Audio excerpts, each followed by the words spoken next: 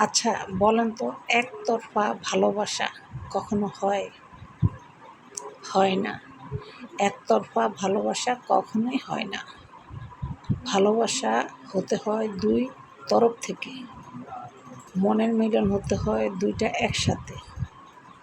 এখন আমি আপনাকে ভালোবাসি, আপনি আমাকে ভালোবাসেন না, তাহলে কি এই ভালোবাসা টিকবে? টিকবে না। যখন আপনি কাউকে ভালোবাসবেন, অবশ্যই তার থেকে জেনে নেবেন সে আপনাকে ভালোবাসে কিনা। কারণ ভালোবাসা দেওয়ার আগে বা পাওয়ার আগে দুজন দুজনকে জানা, বোঝা এবং দুজন দুজনের স্বীকারোক্তি একান্ত প্রয়োজন। সে যদি বলে হ্যাঁ আমি তোমাকে ভালোবাসি, তাহলে আপনি তাকে ভালোবাসতে পারবেন। তো জোর করে আপনি ভালোবাসতে পারবেন না, কারণ একতরফা কখনোই ভালোবাসা হয় না।